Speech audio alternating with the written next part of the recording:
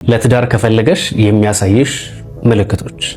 አዎ አሁን ከዚህ በኋላ የምነግራችሁን 5 ነጥቦች አቅራቢያሽ ወይ ደግሞ በዙሪያሽ ያለ ወንድ ሊሆን ይችላል ወይ ደግሞ አፍቅሬሻለሁ ወድጄሻለሁ ብሎ የሚል ወንድ ካለ እንግዲህ አሁን የምነግርሽ እነዚህን 5 ነገሮች ካስተዋልሽበት ያ ወንድ አንቺን ለጊዜያዊ ነገር ሳይሆን ለትዳር እንደሚፈልግሽ ማረጋገጥ ትችያለሽ።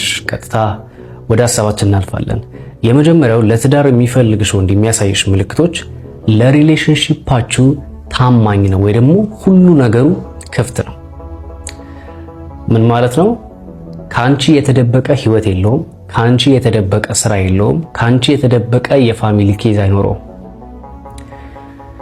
በጣም ብዙ ሴቶች የምትሸወዱትን ነገር ልንገራችሁ። ስራውን አንዳንድ ጊዜ ስራው ምንድነው ብዬ ጠይቃቸዋለሁ አንዳንድ ሴቶችና ስራውን አላቆም ምናምን ይሉኛል። እንዴት ነው ማታውቂው እንዴ? አይ ነግሮኛ አያውቅም። አይ ስለዛ ነገር ብዙ አውርተናል። እንዴት ነው ማታውቂው? ማወቅ አለብሽ እኮ ነገ አብሮሽ ለመኖር የተዘጋጀ ሰው አይደል? አብሮሽ ልትኖሪ እኮ የተዘጋጀ ሴት እኮ ነሽ። ስለዚህ ስለ ስራው፣ ስለ ገቢ ምንጩ፣ ስለ ውለው እንዴት ነው ማወቅ የሌለብሽ? አንዳንዶች ደግሞ ምን ይሉኛል? ከኔ ነጠል ብሎ የሆነ ጊዜ የሚያሳልፍበት ቦታ ይኖራል፣ ሌሎች ሴቶች ጋር አንዳንድ ይደውሉለታል ምናምን፣ ለስራ ነው እያለ ምናምን ያወራኛልም ይሉኛል።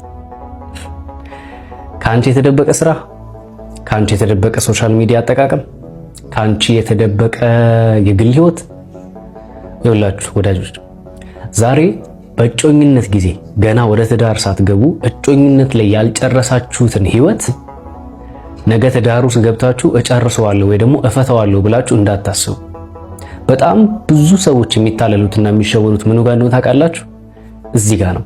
ገና እጮኝነት ላይ ደግሞ ይሄ ቦይፍሬንድ ገርል ፍሬንድ፣ በእርግጥ ያው ቦይፍሬንድ ገርል ፍሬንድ ሳይሆን ይሄ እጮኝነት በቃ ለመጋባት የተጫጩበት ሰሙን አለ አይደለ? በቃ ስለ ትዳር ማውራት የጀመሩበት ሰሙን፣ እንዴት እናርግ የሚባሉ ሰሙኖች ላይ ታማኝ ያልሆነ ወንድ ወይ ደግሞ ያልጨረሳችሁትን ህይወት እንዴት አድርጋችሁ ነው ትዳር ውስጥ የምትጨርሱት? ይሄ እርግጠኛ ሆኜ የምነግራችሁ ለሴቶች ይከፋል፣ ለእናንተ ነው የሚከፋው። ያው በእርግጥ አንዳንድ ሴቶች ራሳችሁ አላችሁ፣ አጨበርባሪዎች ሆነ ሴቶች ያላችሁ፣ ግን እውነት ትዳርን የምታስቢ ከሆነ እውነት ነገ ህይወትን የምታስቢ ከሆነ ደጋግሜ እነግርሻለሁ፣ ትዳር መግቢያ እንጂ መውጫ የለውም። እያስፈራሯችሁ አይደለም፣ እሺ እያስፈራሯችሁ ሳይሆን እንድትጠነቀቁ። በኋላ በጣም ብዙ ማቃቸው ትዳሮች አሉ፣ ባለ ትዳሮች አሉ፣ ገና በተጋቡ ብዙም ሳይቆዩ ፍቺ ላይ የደረሱ፣ ገና በተጋቡ ብዙም ሳይቆዩ ይሄ አለመግባባቶች ውስጥ ገብተው በቃ በባህሪ አለመጣጣም ውስጥ ገብተው የማይሆን ነገር ውስጥ የገቡ በጣም ብዙ ሰዎችን አውቃለሁ። ኢቭን ረጅም ዓመት ሁሉ ቆይተው ትዳራቸውን የበተኑ፣ ልጆቻቸውን የበተኑ፣ ስራቸውን የበተኑ፣ ሰላማቸውን የበተኑ በጣም ብዙ ማውቃቸው ሰዎች አሉ። ስለዚህ ሴቶች እርግጠኛ ሆኜ የምነግራችሁ ነገር ምንድነው፣ አሁን በዙሪያሽ የሚገኘውን ወንድ ምን ያህል ታውቂዋለሽ ነው ጥያቄው። ምን ያህል ሶሻል ሚዲያውን ታውቂዋለሽ? ምን ያህል ስራውን ታውቂያለሽ? ምን ያህል አጠቃላይ ህይወቱ፣ መንፈሳዊ ነገሩን ማለት ዝም ብለን ይሄ ምድራዊ ነገር ላይ ደግሞ ፎከስ አናደርግም። መንፈሳዊ ህይወቱስ ምን ይመስላል የሚለውን ነገር ምን ያህል ታውቁታላችሁ የሚለውን ዛሬ ልጠይቃችሁ ፈልጋለሁ። ስለዚህ ለትዳር የሚፈልግሽ ወንድ ከአንቺ ምንም የተደበቀ ነገር የለውም። ይሄ ፕራይቬሲ ኢቭን ፓስወርዳችሁን ራሱ ተነጋገሩት ማለት ተዋወቁ። አንዳችሁ የአንዳችሁን የስልክ ፓስወርድ ማወቅ አለባችሁ። አንዳችሁ አንቺ የሱን እሱ ያንቺን ማወቅ አለበት። ከአንቺ ምንም ሊደብቀው የሚገባ ነገር አለ ብዬ አላምንም። ምክንያቱም ሁለቱም አንድ አካል አንድ ስጋ ይሆናሉ ስለተባለ ምንም መደባበቅ አይኖርም። ምናልባት በጣም ይሄ ከመንግስት ጋር የተገናኘ በጣም መታወቅ የሌለበት ስራ የሚሰራ ከሆነ ኦኬ እሺ ሜቢ። ከዛ ውጪ ግን ሰው በግልም ስራ ይኖረው ተቀጥሮም እየሰራ ግን ከአንቺ የተደበቀ ነገር ሪሌሽንሺፕ የሚያገኛቸው ሰዎች ምናምን ካሉ ቆም ብለሽ መጠየቅ ነው ያለብሽ፣ ዘለሽ ትዳር ውስጥ እንዳትገቢ። ስለዚህ ይሄ ወንድ ለትዳር ይፈልገኛል ብለሽ እንዳታስቢ። ለትዳር የሚፈልግሽ ሁሉ ነገሩ ግልጽ ነው። ወደ ሁለተኛው እናልፋለን። ሁለተኛ ለትዳር የሚፈልግሽ ወንድ ከሚያሳይሽ ምልክቶች መካከል ታታሪ ሰራተኛ ነው።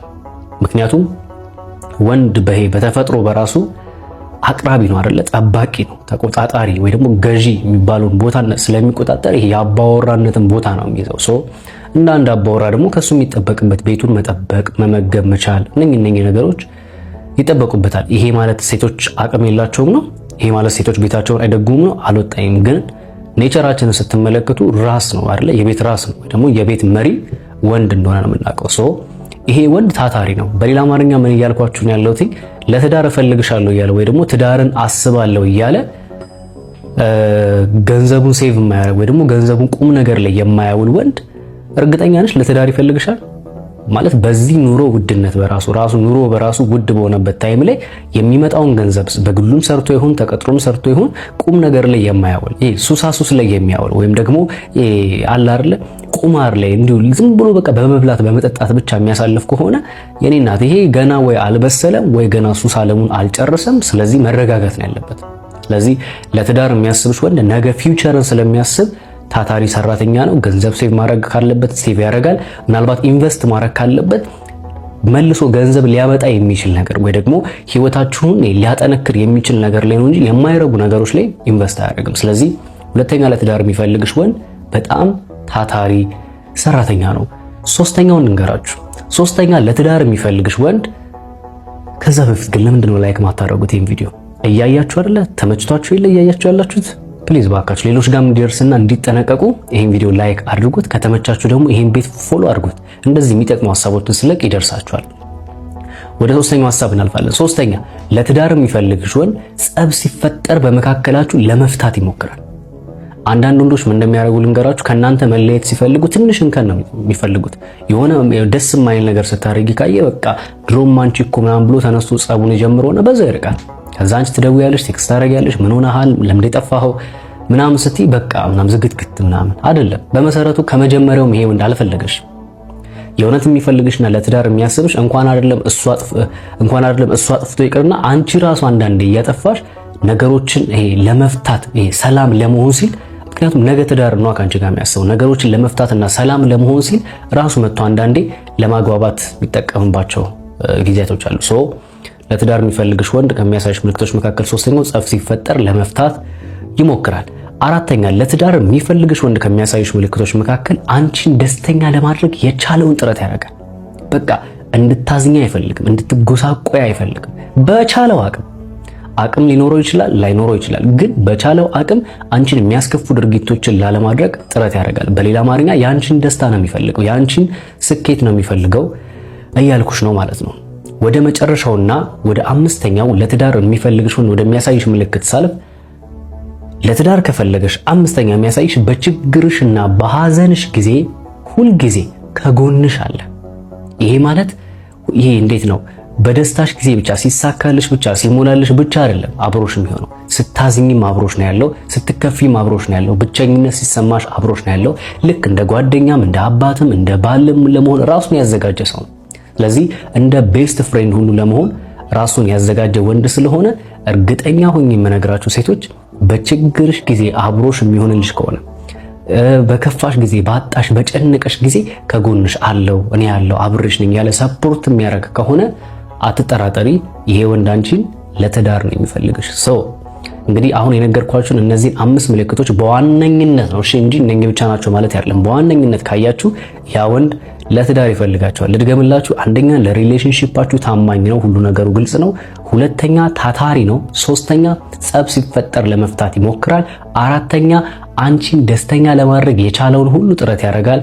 አምስተኛ እና የመጨረሻ በደስታሽ ብቻ ሳይሆን በችግሮችሽና በሐዘንሽ ጊዜ ሁል ጊዜ ከጎንሽ ነው ያለው። እኔን በግል አግኝታችሁ ማማከር የምትፈልጉ ሰዎች ካላችሁ በዋትስአፕ እና በቴሌግራም ታገኙኛላችሁ። ከታች ዲስክሪፕሽን ላይ የቴሌግራም ዩዘር ኔም እና ለዋትስአፕ ደግሞ ቁጥር አስቀምጥላችኋለሁ። እየመጣችሁ ልታገኙ ትችላላችሁ። በሌላ ተመሳሳይ ቪዲዮ እስከምንገናኝ መልካም ጊዜ